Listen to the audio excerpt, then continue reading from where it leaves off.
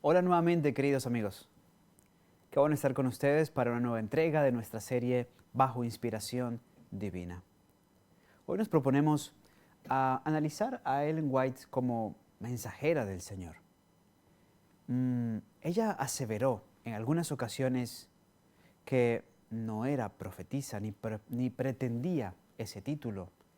¿Qué hay detrás de esa declaración? ¿Hay algún símil en la Escritura? ¿Tendrá algo que ver con Juan, el que fue llamado más que profeta? Es parte de lo que estaremos analizando a continuación. Pero, por supuesto, no abriremos la Biblia ni entraremos en el estudio sin tener la seguridad de la promesa de Dios para nosotros y su dirección. Vamos a orar.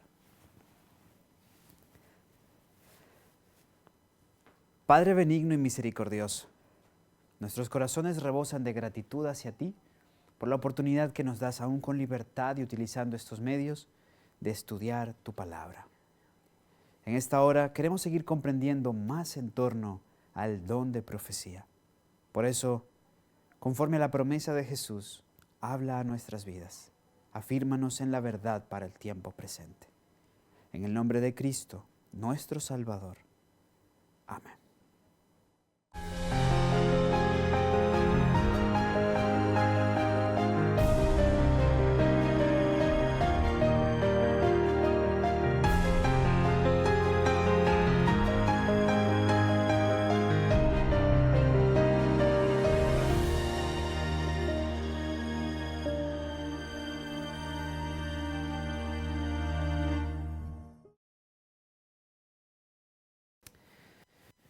Bien, mis queridos amigos, en esta buena hora estoy muy contento por continuar. Estamos avanzando, ya más bien llegando al final de este estudio tan bonito que hemos tenido acerca del don de profecía.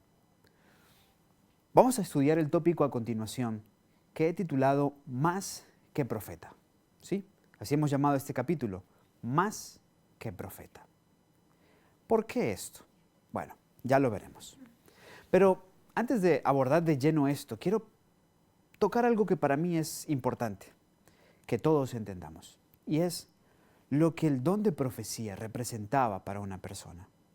Desde los primeros capítulos donde analizamos la experiencia de profetas del Antiguo Testamento, de profetas del Nuevo Testamento y demás, pues hemos visto que en realidad el asunto de ser un profeta no era tan fácil, no, ni mucho menos. Pudiéramos entender ahora que Habacuc, por ejemplo, en la versión bíblica que estoy utilizando, o pudiera citar también a Malaquías, pero en este caso voy a citar el libro de Habacuc, en el capítulo 1, versículo 1. Habacuc dice de la visión de Jehová lo siguiente. Noten, Habacuc, capítulo 1, versículo 1. Y Malaquías, capítulo 1, versículo 1, vamos a encontrar exactamente lo mismo. Miren que cuando ellos hablan de la profecía de Dios para sus vidas, estos llamados profetas menores dicen la carga de Jehová. Interesante, la carga de Jehová. Ahora, noten en particular cómo lo dice el profeta Malaquías. Porque Habacuc dice la carga que vio Habacuc, profeta, o sea, era profeta, y él vio una carga. Malaquías a esto lo llama muy concretamente de la siguiente forma, Malaquías 1.1, carga de la palabra de Jehová a Israel por medio de Malaquías. Qué interesante que ellos, y a varios profetas lo citan igual, algunas Biblias traducen esa palabra como la carga. La carga. ¿Por qué? Bueno, no solamente porque era algo que llevaba un mensaje contundente para el pueblo, cargado de muchos elementos, juicio, misericordia, en fin, sino por lo que representaba también para el profeta. Es que no era fácil ser profeta. Imagínense tener revelación acerca de cosas particulares que tienes que transmitirle a personas que están llenas de orgullo, llenas de maldad, muchas de ellas su impulso natural va a ser responderte mal. Aparte que tú decir soy profeta, ¿cómo nos das evidencias de que eres profeta? Puede ser un mentiroso. Estaban expuestos al escarnio, a la burla, en fin, no es de extrañarnos que aquel hombre que citamos en algunas entregas atrás, particularmente cuando comenzamos en el tema probando el profeta, Hazen Foss, que fue llamado primero que Ellen White, estando también en el estado de Maine, en los Estados Unidos, pues decidiera no comunicar el mensaje de Dios y no aceptar el don profético. Porque realmente era una carga, lo iban a tildar de loco, de que era un mentiroso, de tantas cosas más, aparte que se exponía a tener que él transmitir mensajes nada cómodos a las personas y que tenía que transmitirlos con exactitud.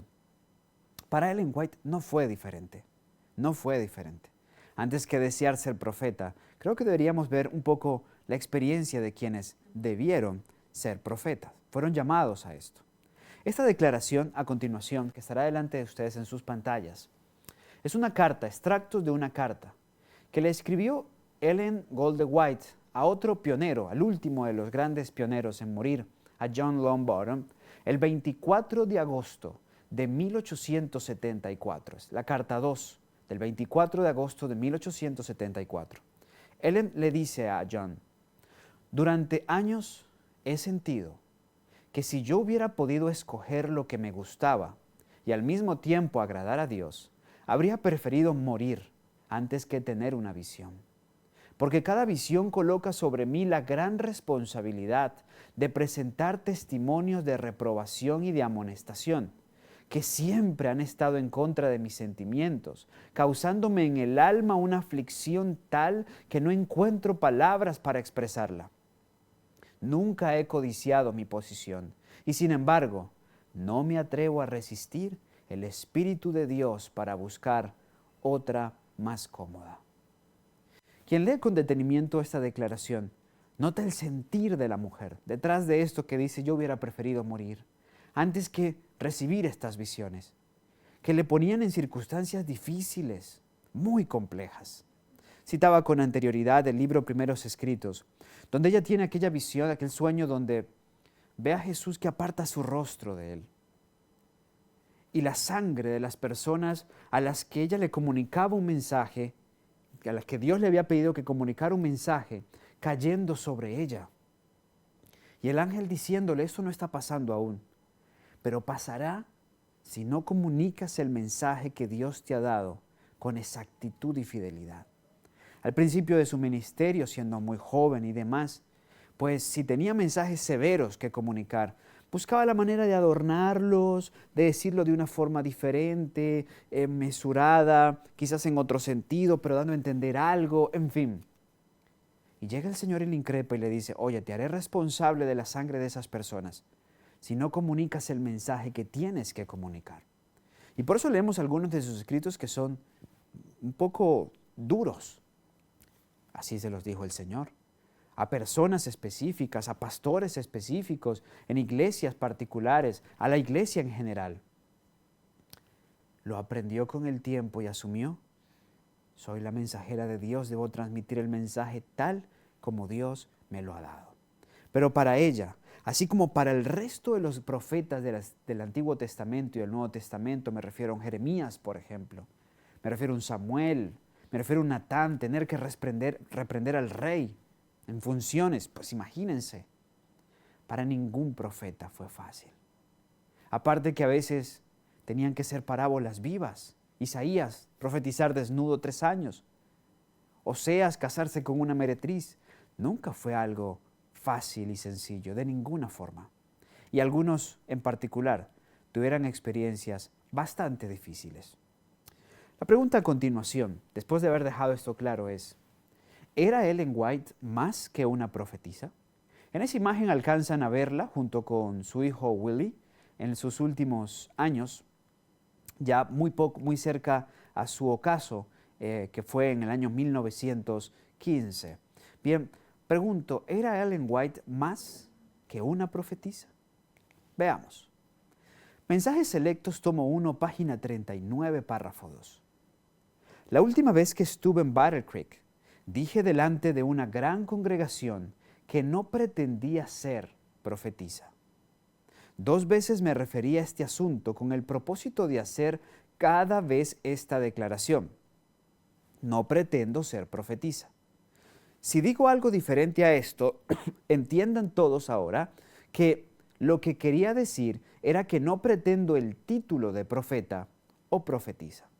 Ella aquí hace una aclaración porque después de esa última vez que estuvo en Battle Creek, la que fue por muchos años la Jerusalén de la Iglesia Adventista del Séptimo Día, ella declaró ante una congregación que no pretendía ser profetisa. Luego aclaró, no pretendía el título de profeta o profetisa. Esto en su momento generó mucho revuelo. Y aún hoy muchas personas toman estos textos y dicen, pero si ella misma dijo no serlo. Sigamos. Números 12, 6 a 8 menciona algo importante. No quisiera pasarlo por alto. Nos dice la palabra de Dios. Y les dijo, oíd ahora mis palabras. Cuando haya entre vosotros profeta de Jehová, le apareceré en visión, en sueños hablaré con él. A ella tuvo sueños y tuvo visiones, múltiples, los hemos descrito. Sin embargo, nos dice aquí la Escritura que cuando es profeta, se le aparecerán en visión y en sueños. Entonces, va en armonía eso con lo que deberíamos ver en torno a Ellen White como profeta. No así a mi siervo Moisés, luego dice, que es fiel en toda mi casa, cara a cara hablaré con él, y claramente, y no por figuras, y verá la apariencia de Jehová. ¿Por qué pues no tuvisteis temor de hablar contra mi siervo Moisés? Varios elementos aquí entonces. Primero, un profeta es un siervo de Dios. Debemos ser cuidadosos en torno a cómo nos referimos a él. Por eso es importante entender asuntos que podían llamarse asuntos técnicos, pero que en realidad el libro de Números 12 nos dice es importante entender cómo nos referimos a él, partiendo de una premisa. Ella tuvo sueños y visiones y los que tienen sueños y visiones naturalmente son llamados profetas.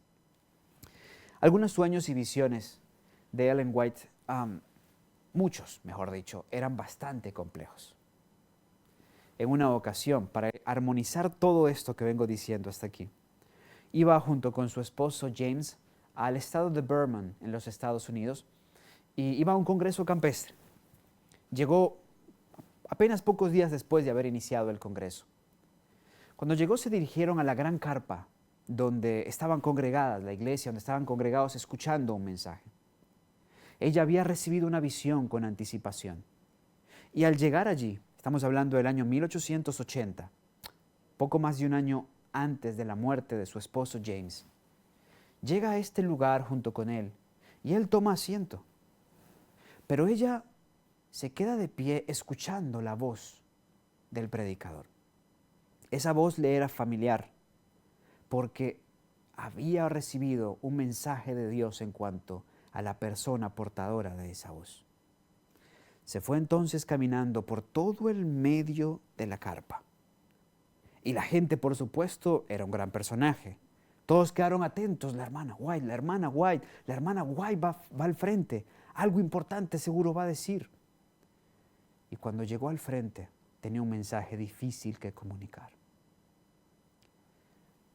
Se puso en el frente, miró hacia la congregación, mientras señalaba al predicador, le dijo al predicador, he recibido algo de Dios en cuanto a usted. Se me mostró que en esta congregación hay una mujer que lo llama a usted esposo y unos niños que lo llaman padre. Pero lo mismo pasa en Pensilvania. Hay una mujer que lo llama a usted esposo y unos niños que lo llaman a usted padre. Como usted ha viajado como evangelista de un lugar a otro, ni la de Pensilvania sabe la que está aquí y la de aquí recién se está enterando de eso. Usted no debe continuar en el púlpito. Un mensaje difícil, ¿cierto? Vaya que era difícil. Podía ser juzgada como una hermana inventora de chismes y transmisora de cuentos. Podía ser vista como una hermana inmisericordia, pero así le dijo el Señor que transmitiera el mensaje. Este hombre, por supuesto, que de ninguna manera esperaba ese final para su discurso, se bajó del púlpito y se fue rápidamente de la carpa. Allí se puso de pie el hermano de este predicador y dijo, quiero decirles que hace años yo sé de esta situación.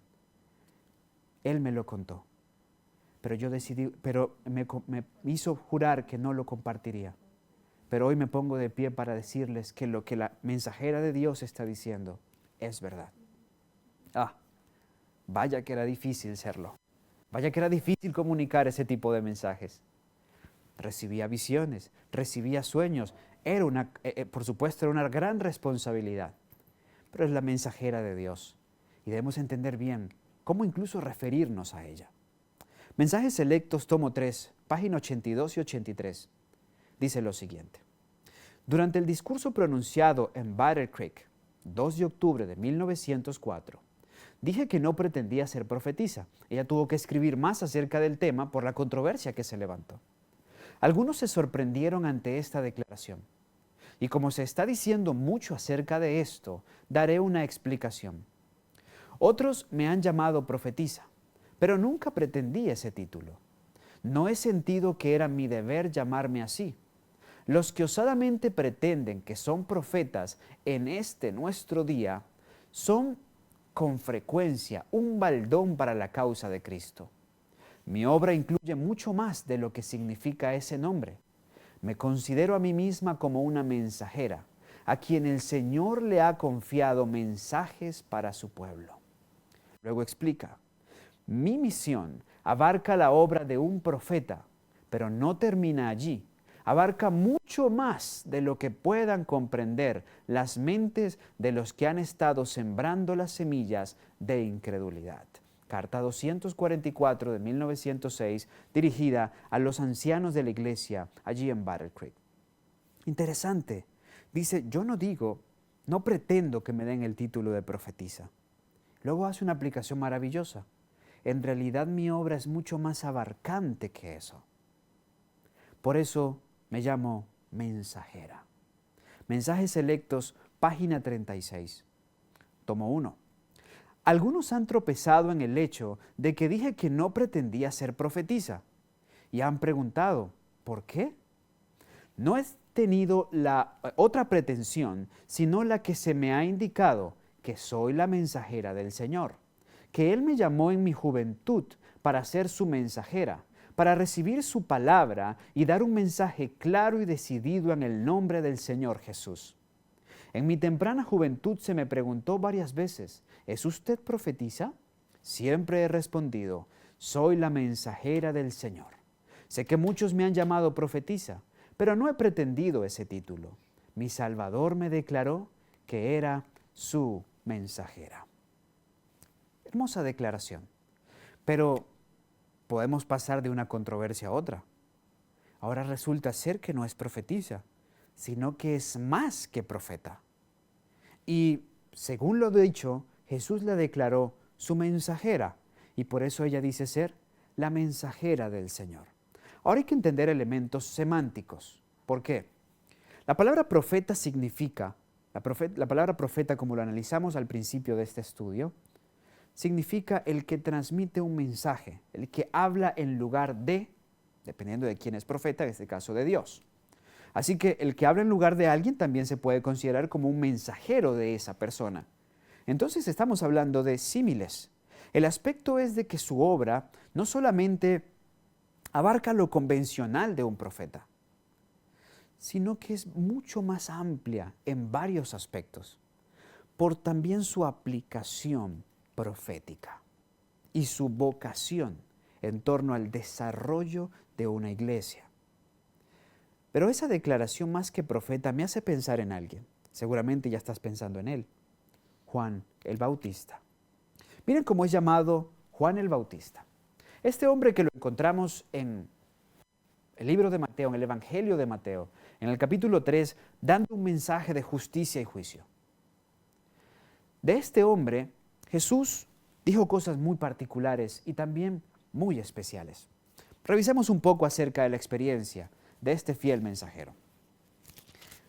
Juan, en el capítulo 3 del libro de Mateo, se nos dice de él, leamos a partir del versículo 1, acompáñame en la lectura. En aquellos días vino Juan el Bautista predicando en el desierto de Judea y diciendo, arrepentíos porque el reino de los cielos se ha acercado. Porque este es aquel de quien habló el profeta Isaías diciendo, voz que clama en el desierto, preparad el camino del Señor, enderezad sus sendas. Y Juan mismo tenía su vestidura de pelo de camello y un cinto de cuero alrededor de sus lomos, y su comida era langostas y miel silvestre. Entonces salía él Jerusalén y toda Judea y toda región de alrededor del Jordán, y eran bautizados por él en el Jordán, confesando sus pecados. Noten, aquí está este hombre, muy particular. Él estaba profetizado en la Escritura, sí. Como vimos de Ellen White, estaba profetizado en la Escritura y particularmente la vimos en el marco de Apocalipsis 10. Pero él cita aquí mismo, de él se cita el libro de Isaías en el capítulo 40. Voz que clama en el desierto. Una de las profecías que señalaban a Juan el Bautista, el precursor del Mesías en su primera venida. No olviden ese aspecto.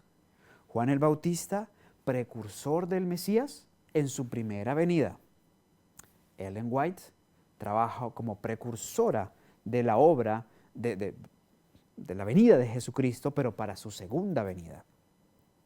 Juan tenía un mensaje que lo comunicaba incluso con su vida, asociado al vestir, asociado a la vida del campo, él vivía en el campo, asociado incluso en el comer, era un practicante, base entonces de lo que hoy podríamos llamar la reforma pro salud, por su dieta, entendiendo que langostas no es lo que clásicamente pensaríamos langostas y tampoco es que comía insectos.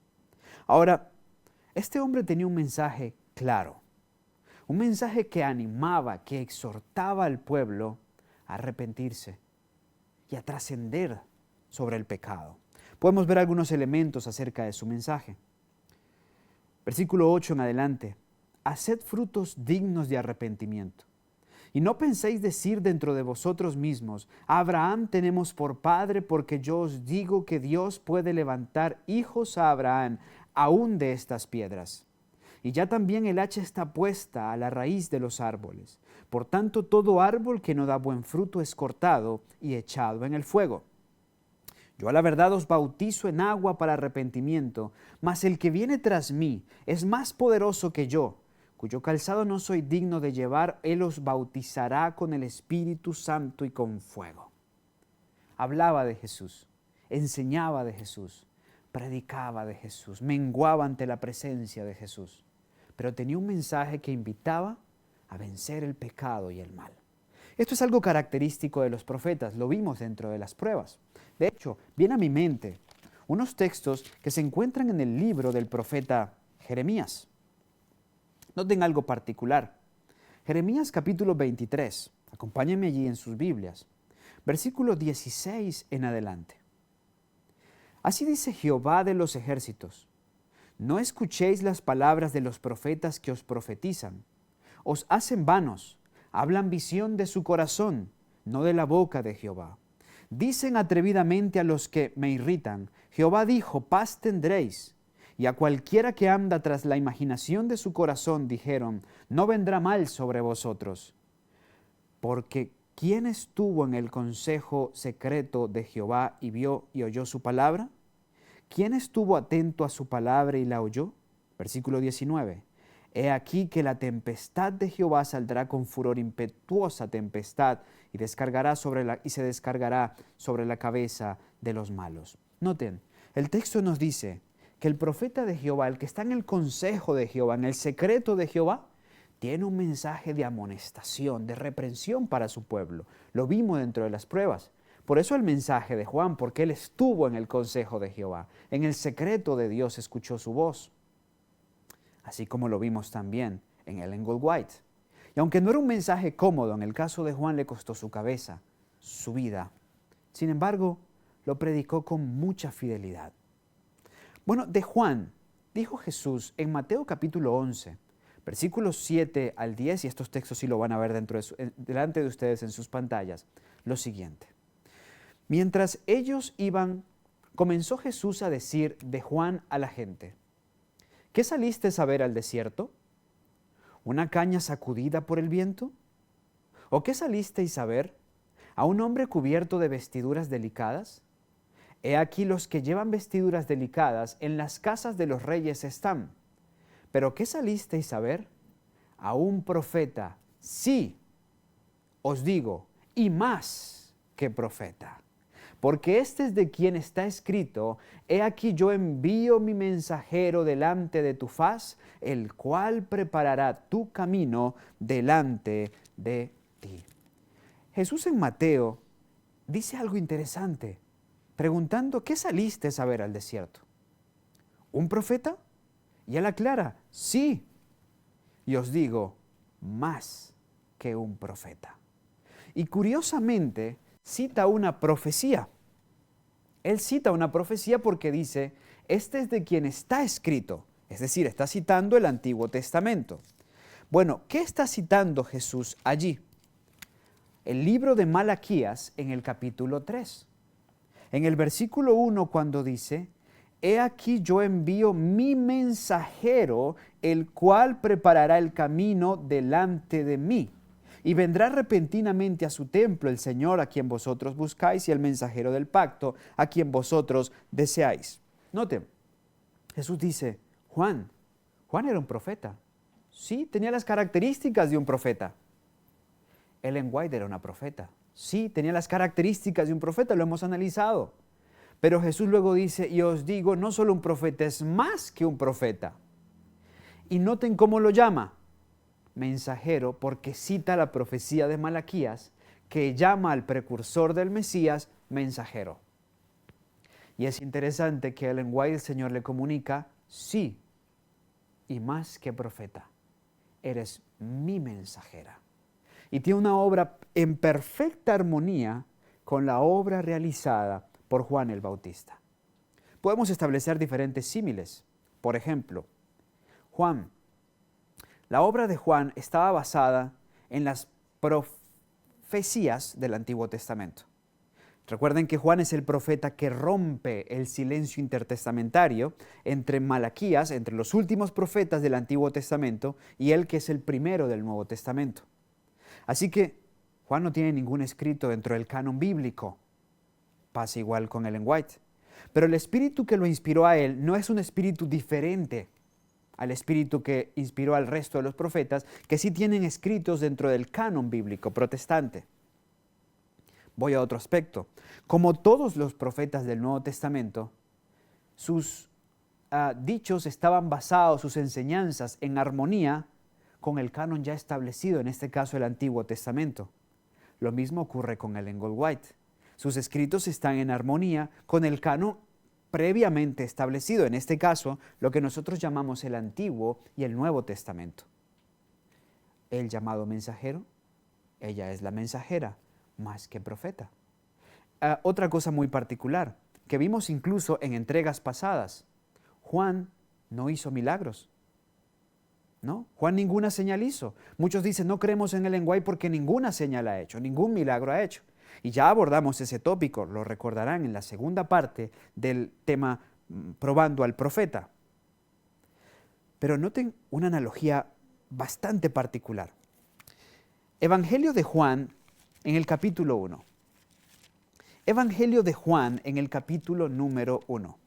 Nos dice la palabra de Dios en una de las, por lo menos para mí, la introducción más magistral, esos primeros 18 versículos del Evangelio de Juan. Una introducción maravillosa, de verdad magistral, teológicamente, escrituralmente, la de Juan en su introducción a su Evangelio.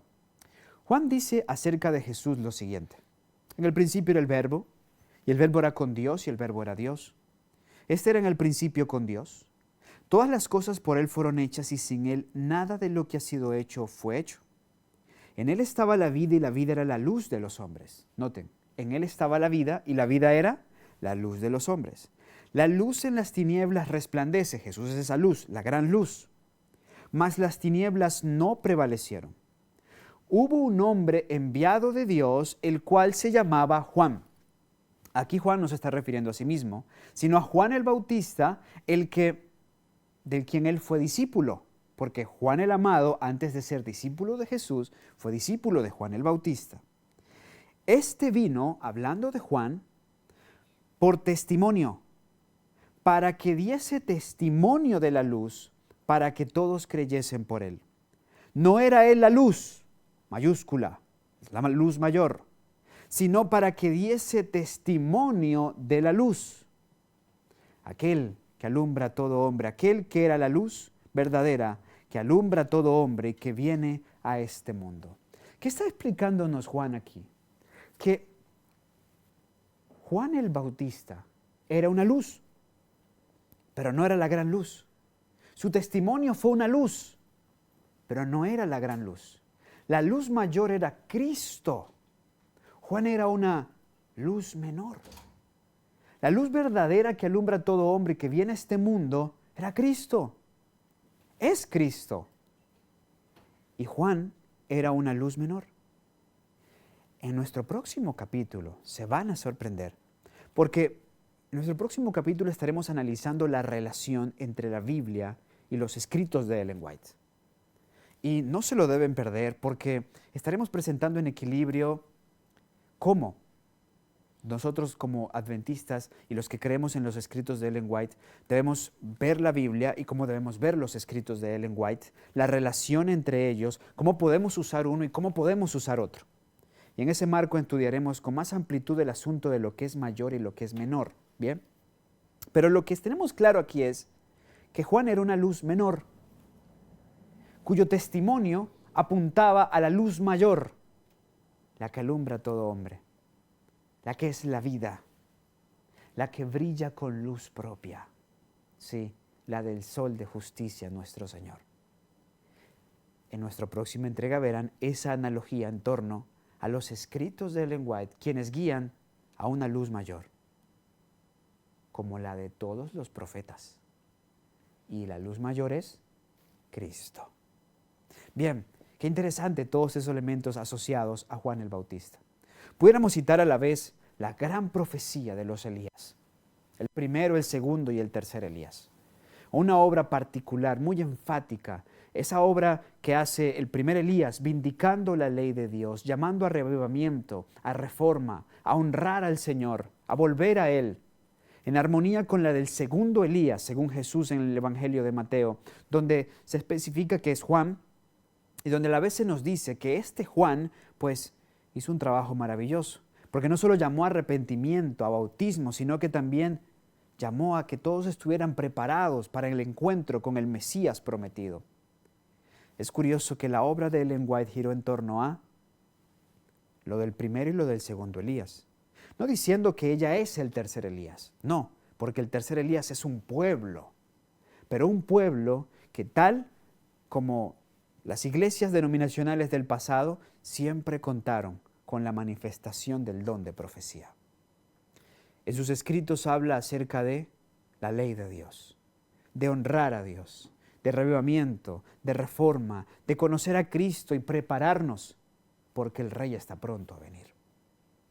Hay una completa y perfecta armonía en las Escrituras en ese aspecto también. Es más, Ellen White tiene un lugar muy importante en torno al tiempo del fin.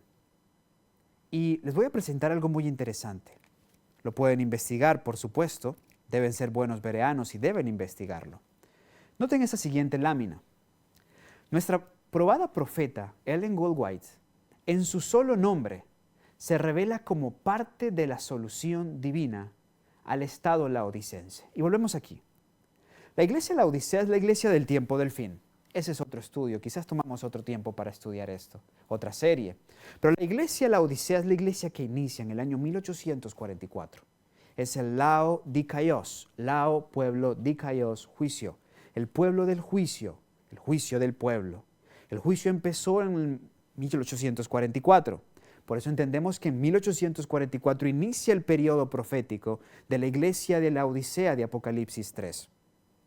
En 1844, Ellen White inicia su ministerio profético, después de su primera visión en diciembre de ese año ya citado. Ahora, noten algo muy interesante. Siempre el nombre del profeta ha tenido algo que ver con su mensaje o su misión. Por ejemplo, Daniel.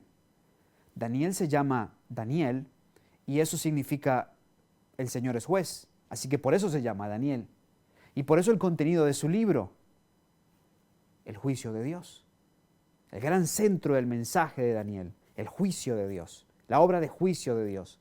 Manifiesta en el juicio al rey de Babilonia, de Nabucodonosor, en el capítulo 5 a Belsasar, a uno para salvación, a otro para destrucción. Manifiesta en el juicio para aquellos que se oponen a los fieles de Dios en el capítulo 6 de Daniel, y en las revelaciones del gran juicio investigador del capítulo 7, del capítulo 8, del juicio al pueblo de Israel y su final del tiempo de gracia con la profecía de las 70 semanas, es la gran temática central dentro del libro de Daniel, el juicio del Dios Todopoderoso. Y su nombre es así: el Señor es mi juez. El mismo ejemplo podemos hacerlo con Juan. Johannes significa el Señor es benigno, Jehová es misericordioso. Eso es lo que se revela en sus evangelios, en sus misivas. Dios es amor y el que permanece en amor permanece en Dios y Dios en él. Bueno, el nombre de Ellen White también tiene algo particular y volvamos a la lámina. Noten, Ellen es una forma medieval inglés de Helen. Helen se origina en el idioma griego y significa antorcha de luz o lámpara. Gold, del origen inglés antiguo, y significa dorado, de color del oro o enriquecido. Recuerden que gold, lo que es oro hoy, pues ahí hay una variable, solo una letra. Era así como en el inglés antiguo se decía al oro o algo que es enriquecido. Así que noten, su primer nombre significa antorcha, luz, lámpara, Helen. Gold, pues enriquecido, rico, en fin. Y White es muy fácil, es muy fácil. De hecho, leyendo acerca de su vida, mientras preparaba todos estos estudios, me encontré con un incidente, algo particular. A ella le encantaba compartir con sus nietos en medio de sus oficios de profeta y de mensajera de Dios, de pilar de la iglesia. Y por lo general entre sus escritos hacía pausa para estar con ellos, hablar con ellos. Y parte de lo que siempre les decía era: no olviden que su apellido es White. Consérvense así para Jesús. Lindo, ¿verdad? Todos entendemos que es White, blanco. Qué curioso. ¿Saben cuál fue el consejo de Jesús para la Odisea? ¿Lo pueden ver allí? Apocalipsis 3:18. Por tanto yo te aconsejo que de mí compres gold, oro, refinado en fuego, para que seas rico, y vestiduras blancas para vestirte. Por cierto, White se originó como un apodo para una persona que tenía el pelo blanco o la tez pálida o que solía vestirse de blanco. Este entonces significa en esencia cubierto de blanco. Eso es White, cubierto de blanco. Luego se queda como un apellido. Y el Señor le dice a la Odisea: tú necesitas vestiduras blancas para vestirte y que no se descubra la vergüenza de tu desnudez. Pero lo último que le dice es: unge tus ojos con colirio para que veas. Y eso es lo que hace una antorcha, una lámpara, alumbrar para que puedas ver. En el nombre de Ellen White hay una interesante analogía con el mensaje, con la solución al problema del laodicense.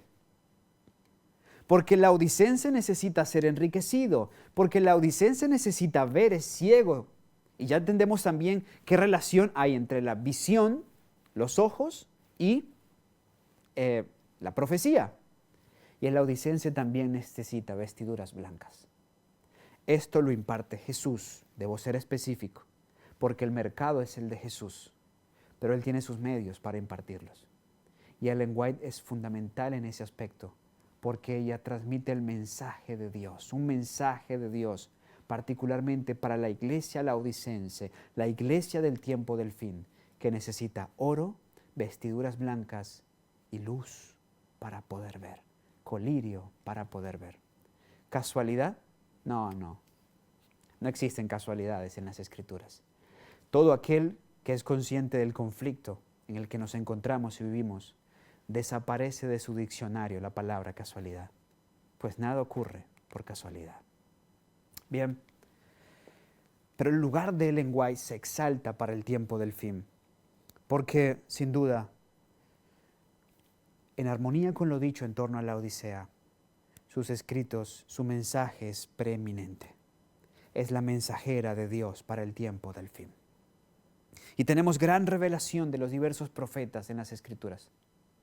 Pero su revelación complementa, aclara, despeja un camino que nos permite anclar con seguridad en la palabra que hemos recibido a lo largo de las edades como pueblo de Dios. Declaraciones finales. Manuscript Release número 760, página 23. El Señor nunca contradice su palabra.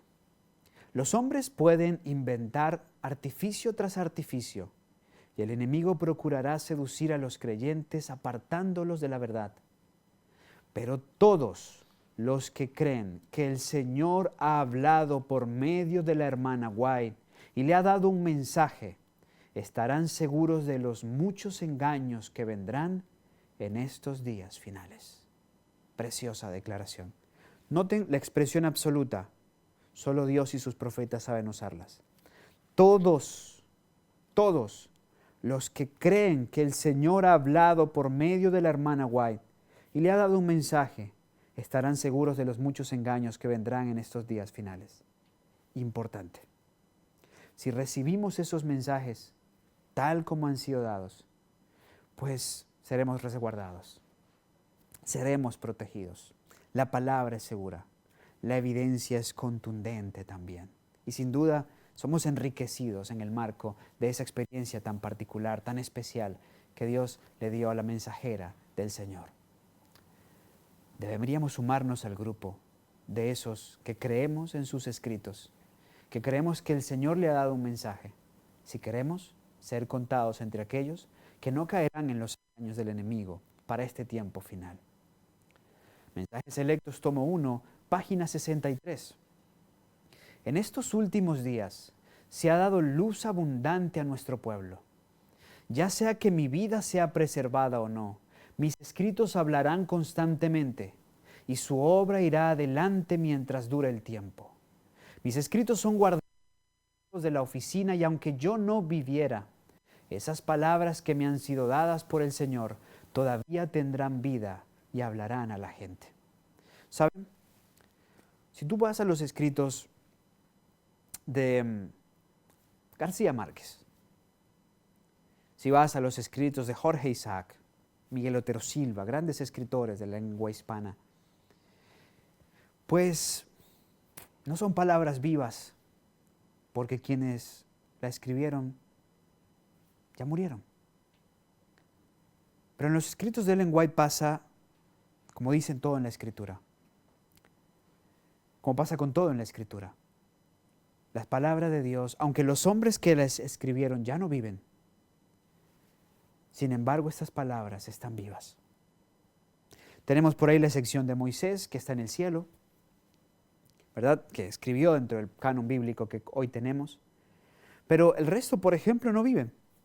Y aunque ellos no viven, sus palabras siguen vivas, porque provienen de Dios, del Dios eterno, del Dios que no muere.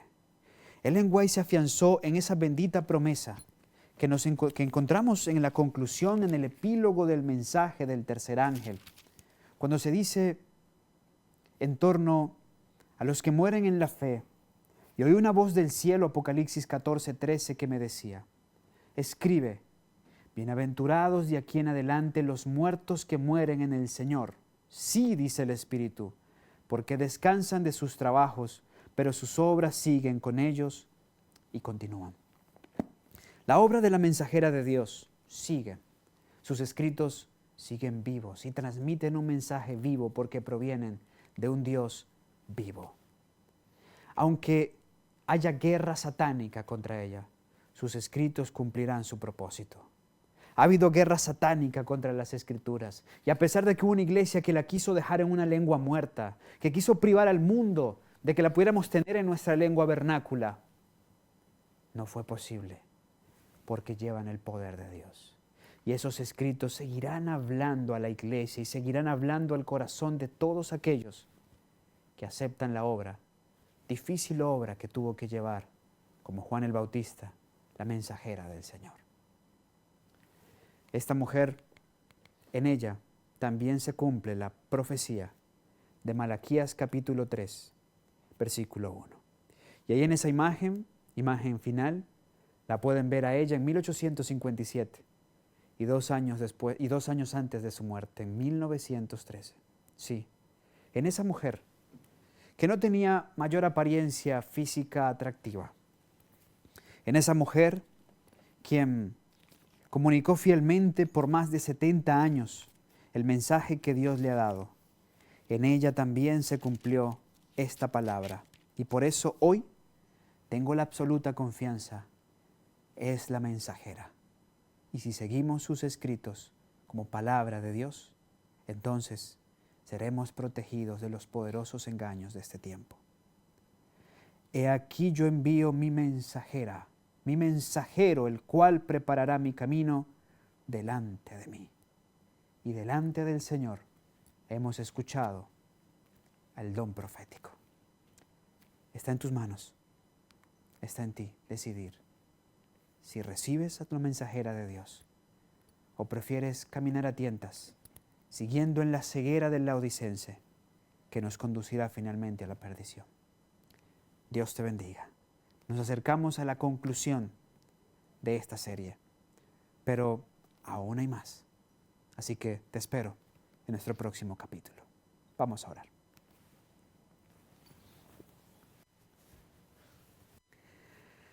Padre bueno,